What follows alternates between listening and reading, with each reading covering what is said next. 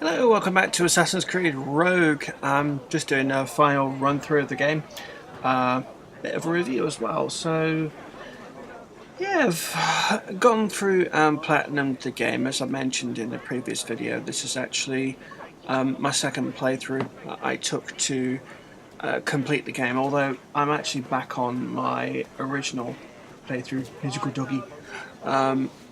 To do this bit because I've actually completed everything, and I prefer using this. Oh, doggy wants a pet as well.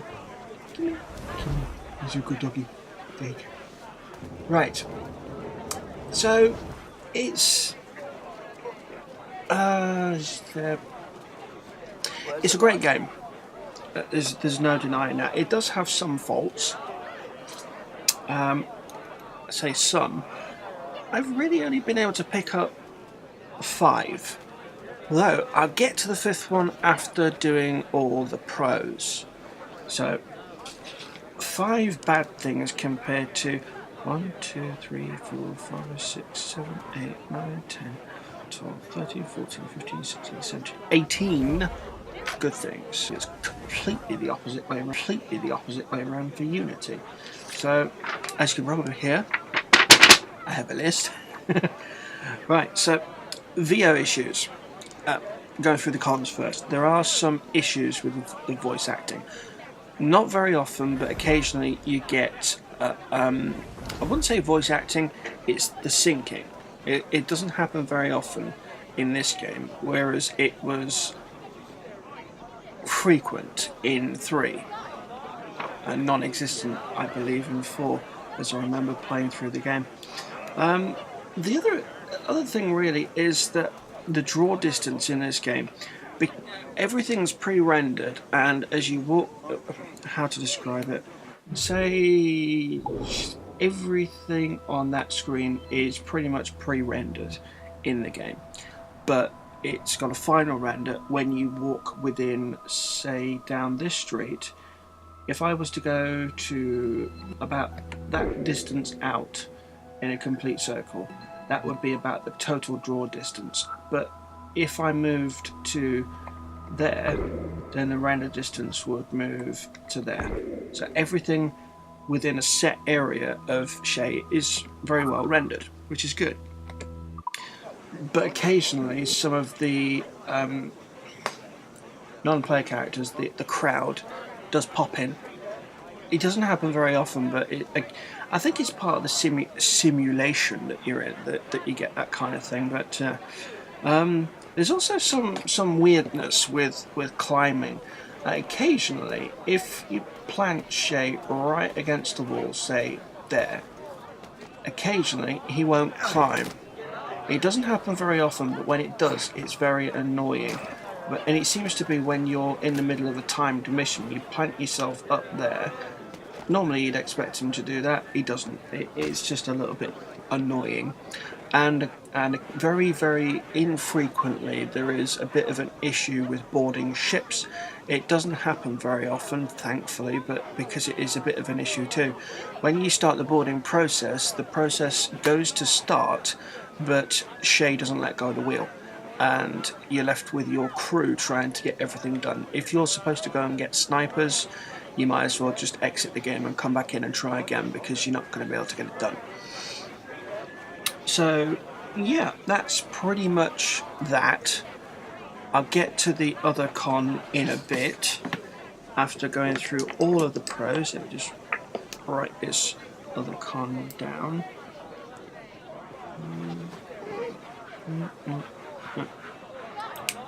Right, so all of the pros, of which there are many. The voice acting is great, actually, in the most part, and they've used returning characters as well, like Adewale and Hatham. So marrying the two games together in that way in this game is actually pretty cool. I enjoyed that a lot. The soundtrack is great. Utilising stuff from 4, 3, even remixing 2. That's actually quite good. The crafting system is a developed up version of the crafting system that you get in 4. There's no two ways around that. The amount that you've actually got to go out and get, though, is a bit annoying. I wouldn't say annoying so much as time-consuming. Such as the Black Wolf. I think if memory serves that you've got to have about 8 or 9 of those, and only one of them spawns in any one set area. So you've got to constantly go back to the viewpoint to reset the thing to continue to get you can see the problem. The marine hunting is pretty much the same as it is from Black Flag. The things just move around the map. We just need to sail to it, kill it, done. Or if you've got enough coming in, so I've got 35,000 every 2 minutes or so, or well, 20 minutes. Just wait for the 20 minutes to come around and buy anything that you want from the vendors. That should do you pretty much. It's a bit weird to say it, but a lack of a multiplayer option in this game is great. I've really enjoyed not having to grind multiplayer Wolfpack or anything else to get up to level 50 as it used to be, which is kind of nice not having to do that. But saying that, they've actually used some of the multiplayer features in this. If I go into there, that little ring used to be in the multiplayer that you get for Brotherhood, and I think it was refined a little bit more in Revelations. Don't remember it being used that much in 3, but that, I think all I did in 3 was pretty much the Wolfpack, and that was it. But yeah, the whisper feature you can hear, that is a feature from the multiplayer that's been brought into the single player. It should stay in the single player too. The stalker interactions that you get in this game are pretty cool. I like those. The map, I know it sounds really strange to say it, but the map is actually pretty good. It's not as how to describe it's a better version of 3's map in that you can actually see what you're looking at, which is good. But it basically uses the same sort of system that 3 used for its viewpoints and 4 uses for its forts, and puts them together. Now, when you get the fort here, or the Templar HQ there, it doesn't. It gives you everything that you can get on the map except for what's under the viewpoints. You need to get the viewpoint to get the rest of the map up. It's the same as over here. There's 1, 2, 3 viewpoints, which basically means the top half of this entire map, Stuyvesant. I've been watching Elementary.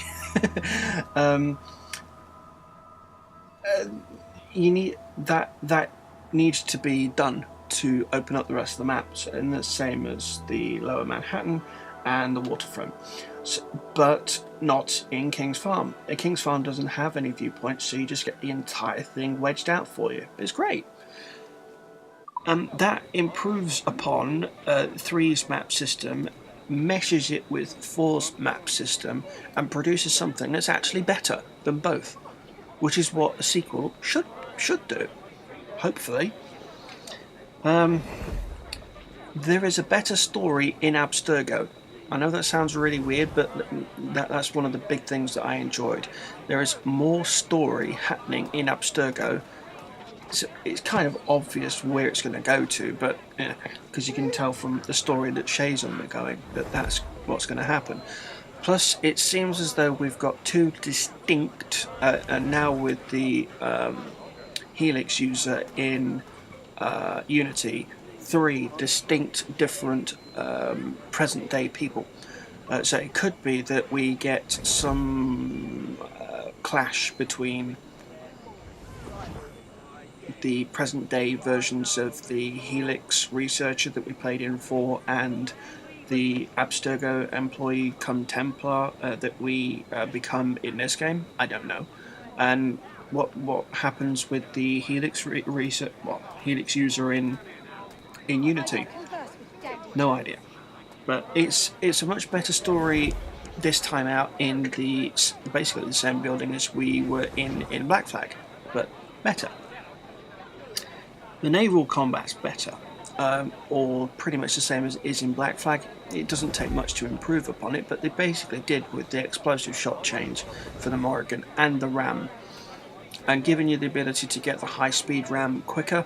Yeah, that's a good thing.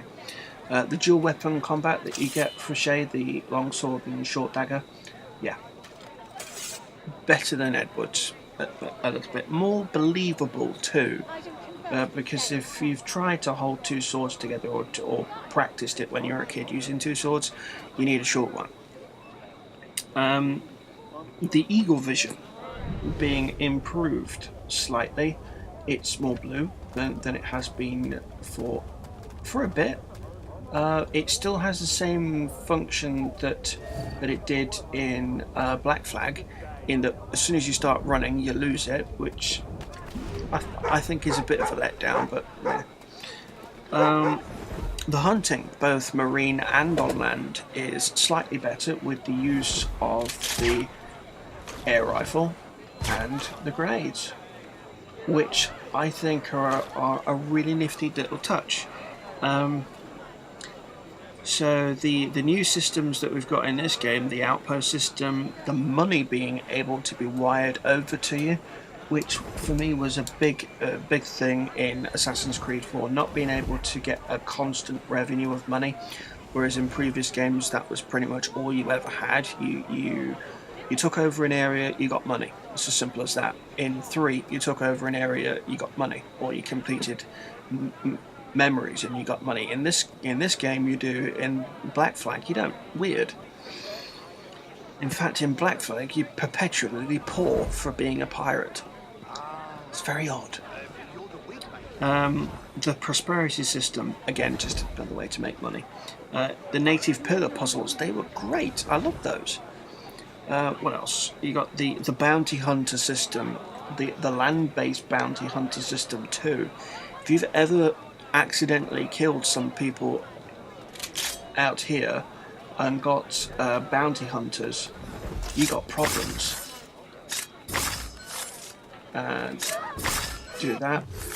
There we go. You got wanted, which I've never done on camera.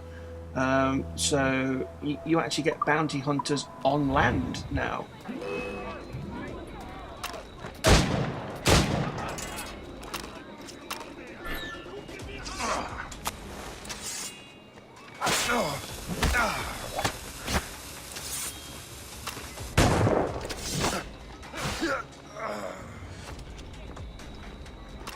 I think I can hit him.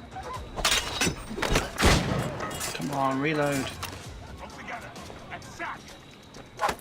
So close yet.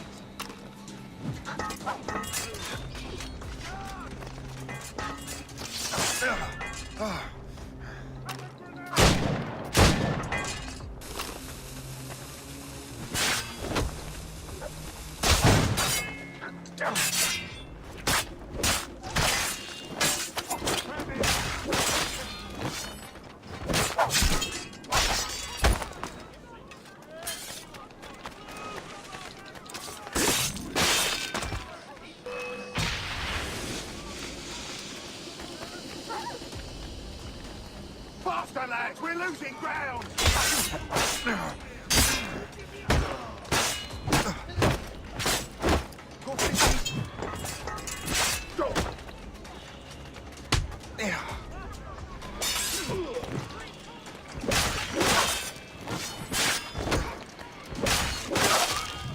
Well, it took a bit, but we got there. So yeah, these big dudes, the bounty hunters, they're an issue, and pretty much the only way you're going to be able to take them out using pistols. You can't take them out with melee attacks because they just counter everything. So, and that only ever happens if you accidentally or intentionally kill 3 civilians. So, yeah, that is a nifty system and an improvement upon what we previously had, because the bounty hunters only ever took action on the sea. This time around, they're everywhere. What else? And it sounds a bit weird to say it, but bridging the gap between 3, 4 and Unity. As 4 took place before 3, this takes place after 4, and after 3 as well, with the incomplete memories, and then leads directly into Unity. Personally, I think this game is worthy of an independent sequel, independent of Unity, because the story is pretty damn cool. And one of the things that I'm really hoping for is that this leads the way for the subsequent Assassin's Creed games, in that we actually do get to be a Templar every now and then. Hopefully every other game. But whether or not we will, I don't know, but hopefully. Now, that's pretty much all the pros, and there's a lot of them. There is basically nothing wrong with this game. The only thing that's really wrong with this is that it's not on the PS4. This should have been the only game that was released from the Assassin's Creed stable in 2014, and this should be on the PS4. It's a crying shame that it's not, and that's the biggest thing about this game, is that it should be on Unity. If this was put into Unity's engine, maybe with a couple more sequences on just to fill it out a bit more, but basically be the game as it is, that would be a good game. But my review score for this, definitely a 9.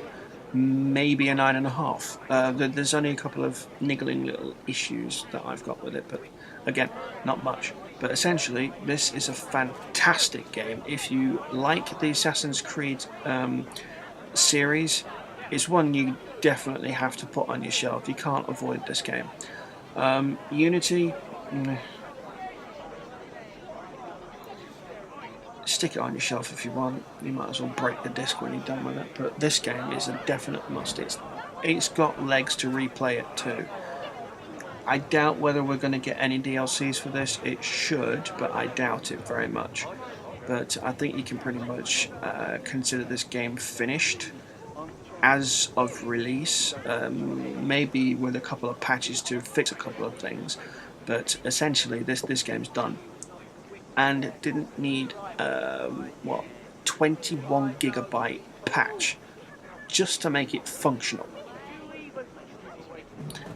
Says a lot. Anyway, that's pretty much it for this game. I've actually now finished completely with Rogue. Got the platinum for it. Yay! Really and thoroughly and utterly enjoyed playing this. There is nothing wrong. I can't recommend this game enough. If you like Assassin's Creed, you will like this game. It's great.